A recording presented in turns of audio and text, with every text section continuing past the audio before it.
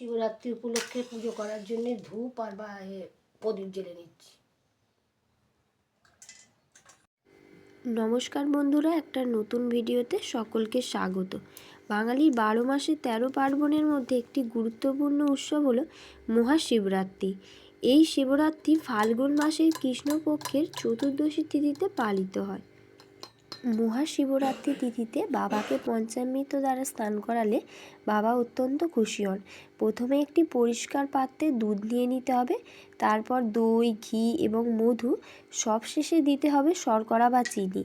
এই সমস্ত উপকরণগুলি একসাথে মিশিয়ে নিলেই তৈরি হয়ে যাবে পঞ্চামৃত।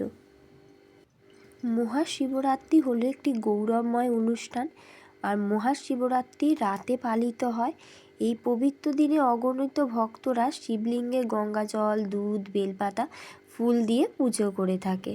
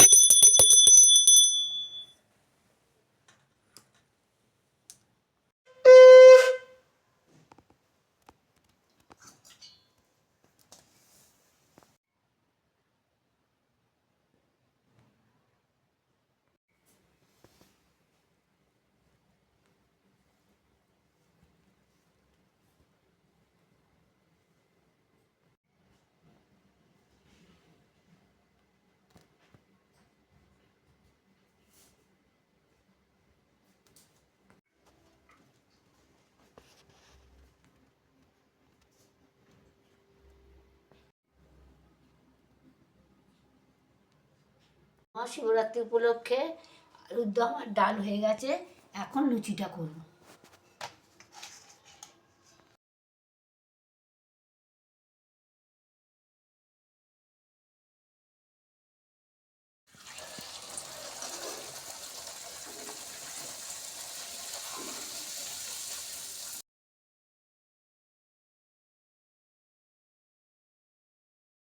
এটা ছেঁকে নিচ্ছি।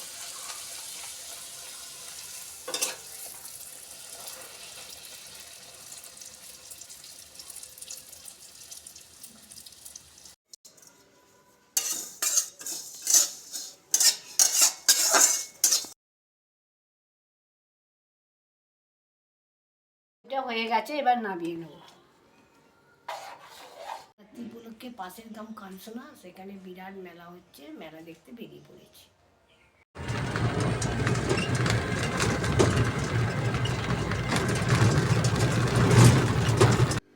মেলা শব্দের অর্থ হলো মিলন।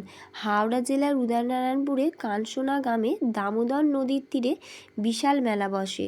প্রতি বছর শিবরাত্রি উপলক্ষে এই মেলা হয়। সকাল থেকেই মেলায় লোক আসতে শুরু করে। মেলা চলে রাত্রির পর্যন্ত। যত বেলা বাড়ে ভিড়ও তত বাড়তে থাকে। মেলা হলো বাংলার ঐতিহ্যের ধারক। বর্তমান নগর সভ্যতা বিকাশের ফলে গ্রাম্য মেলা অনেকটাই তার রূপরস হারাচ্ছে।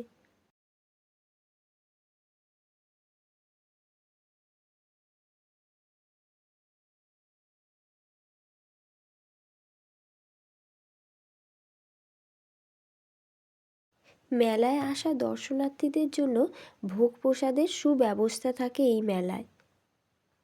মেলায় বিভিন্ন রকমের খাবারের দোকান, তেলেভাজা, জিলিপি, বাদাম, ফুচকা, পাঁপড়, গজা, মিষ্টি এবং রং বেরঙের কাচের চুড়ি, প্লাস্টিকের খেলনা, লোহার কড়াই, খুন্তি, দা, কুড়ুল, কাঠের জিনিস, মাটির জিনিস, অন্যান্য জিনিসও পাওয়া যায় এই মেলায়। প্রয়োজনীয় সামগ্রীর পাশাপাশি বহু আনন্দদায়ক সামগ্রীও পাওয়া যায় মেলায়। গ্রামের ছোট বড় সকলেই এই মেলা থেকে নানা জিনিস কেনাকাটা করে। নানা সামগ্রী কারিগররা মেলায় বিক্রির জন্য ও জিনিসপত্র তৈরি করে রাখে। অনেকে আবার মাটিতেই কিছু পেতে বসে পড়ে পসরা সাজিয়ে নিয়ে।